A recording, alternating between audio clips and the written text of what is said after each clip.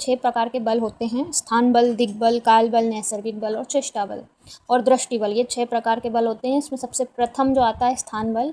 तो हम स्थान बल को कैसे देखते हैं? जो ग्रह उच्च का, स्वग्रही, मित्रग्रही या मूल त्रिकोणस्थ अथवा मूल त्रिकोण राशि में हो, स्वयं के नवमांश में हो अथवा दृश काण में स्थित हो, वह ग्रह स्थान बली होता है।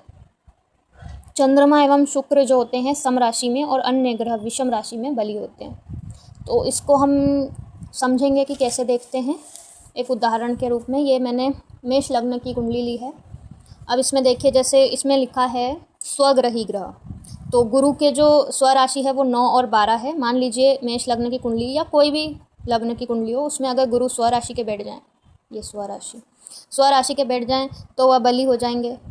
मतलब कोई भी ग्रह अगर अपनी स्वराशि में, गुरु नहीं, कोई सा भी ग्रह, मैंने उदाहरण के लिए गुरु ग्रह लिए, गुरु के अलावा कोई भी ग्रह हो या गुरु भी हो, तो अगर वह स्वराशि में बैठ जाएं, उच्च राशि में बैठ जाएं, अपनी मूल त्रिकोण राशि में बैठ जाएं या अपने मित्र की राशि में बैठ जाएं लग्न कुंडली में, ठीक है, और अपने नवमांश में बैठ जाएं।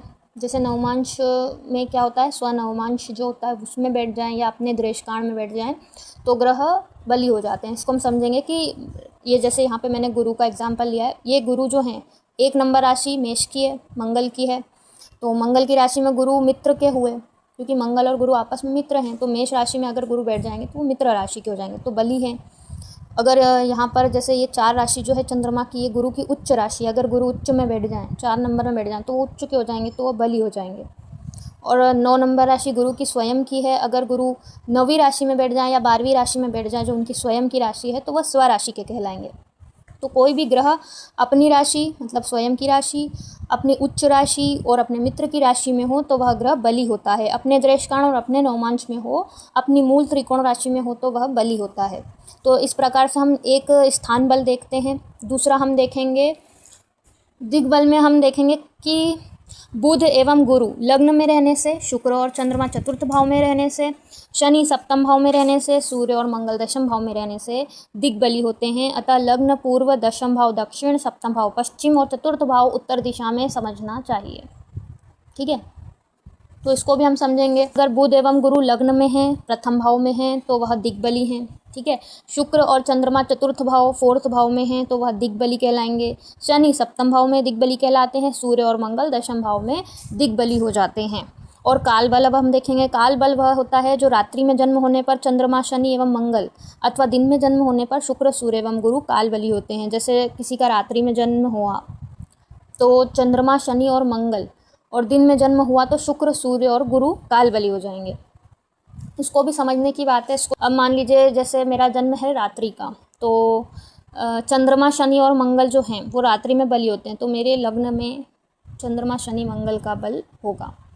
और दिन में जन्म होने पर शुक्र, सूर्य, गुरु काल बली होते हैं। तो काल बली ऐसे समझना चाहिए। बुध सर्वदा काल बली हो रहते हैं। सभी ग्रह अपने अपने दिन, अपनी होरा, अपने मास एवं अपने वर्ष में बलवान होते हैं। सभी ग्रह अपने अपने दिन, मतलब जैसे सोमवार जो है वो चंद्रमा का है, रविवार सूर्य का है। मान लीजिए किसी का जन्म रविवार को हुआ और सिंह लग्न आ गया मान लीजिए, तो सूर्य बली हो जाएंगे, क्योंकि वो एक तो रविवार है, ऊपर से सिंह लग्न है या सिंह राशि है, तो वह ग्रह काल बली हो जाता है, मतलब समय का बल हो जाता है उसको। अपनी होरा, अपना मास, अपना वर्ष बलवान होते हैं। पाप ग्रह कृष्ण पक्ष और शुभ ग्रह शुक्ल पक्ष में बलवान होते हैं। जैसे पाप ग्रह हैं तो वह कृष्ण पक्ष में बलवान होंगे और शुभ ग्रह हैं तो वह शुक्ल पक्ष में बली हो जाते हैं। और सूर्य और चंद्रमा उत्तरायण में बली रहते हैं। उत्तरायण और दक्षिणायन भी आप समझते होंगे कि 6 महीने सूर्य उत्तरायण में होते हैं, 6 महीने सूर्य दक्षिणायन में होते हैं। तो जब सूर्य उत्तरायण में होंगे तो वह बली होंगे। इस प्रकार से हम काल बल देखते हैं। नैसर्गिक बल क्या होता है कि शनि से मंगल, मंगल से बुध, बुध से गुरु, गुरु से शुक्र, शुक्र से चंद्रमा एवं चंद्रमा से सूर्य उत्तर बली होते हैं। मतलब शनि से मंगल ज़्यादा बली हैं, मंगल से बुध ज़्यादा बली हैं, बुध से गुरु ज़्यादा बली हैं, गुरु से शुक्र ज़्यादा बली हैं, और शुक्र से चंद्रमा और चंद्रमा से सूर्य ज़्यादा बली हैं। तो यह ग्रहों का नैसर्गिक स्वाभाविक बल है, ठीक है। अब हम चेष्टा बल देखेंगे। मकर से मिथुन पर्यंत किसी भी राशि में रहने से अर्थात उत्तरायण में सूर्य और चंद्रमा तथा शेष ग्रह मंगल बुध गुरु शुक्र और शनि वक्र गति होने से तथा आकाश में निर्मल और बृहद बिंब दृश्यमान हो तो चेष्टा बली होते हैं। चेष्टा बली को आप यूँ समझिए कि मकर से मिथुन पर्यंत जब सूर्य मकर में जाते हैं, जैसे मकर संक्रांति होती है ना, तब सूर्य मकर में रहते हैं, मकर में जाते हैं तो मकर संक्रांति होती है।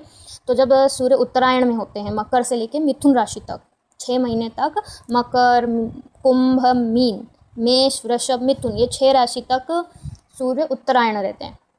तो जब उत्तरायण रहेंगे तो वो बली होंगे, ठीक है, और चंद्रमा भी। और शेष ग्रह मंगल बुध गुरु शुक्र शनि वक्र गति, मतलब ये ग्रह अगर वक्री हो जाएं तो वह उनका बल बढ़ जाता है। जब हम सुनते हैं, हम देखते हैं कि ग्रह वक्री हो गया, तो जब भी ग्रह वक्री हो जाता है तो उसका बल बढ़ जाता है।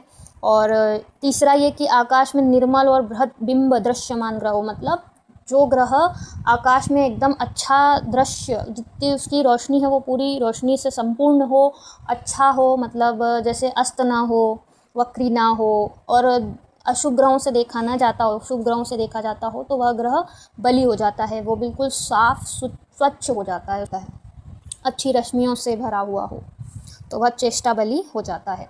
इस प्रकार से हम चेष्टा बल देखते हैं। अब 7वां आएगा हमारा दृष्टि बल।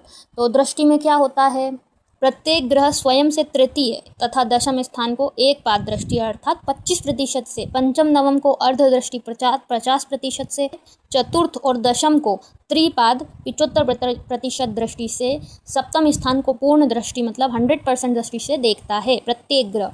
शनि की 3 और 10 एक्स्ट्रा जो होती है वो दृष्टि होती है, मतलब 7वीं तो सारे ग्रहों की दृष्टि होती ही है, शनि की 3री और 10वीं एक्स्ट्रा दृष्टि होती है, गुरु की 5वीं और 9वीं एक्स्ट्रा दृष्टि होती है, मतलब अलग से ये पूर्ण दृष्टियां हैं गुरु की और शनि की, और मंगल की 4थी और 8वीं। इसमें हम राहु केतु को नहीं लेते हैं। जैसे मंगल की सारे ग्रहों की 7वीं दृष्टि तो होती ही है। ये मैंने दृष्टि का एक वीडियो जो बनाया है, ग्रहों की दृष्टियाँ कैसे देखें, उसमें आपको समझ में आ जाएगा।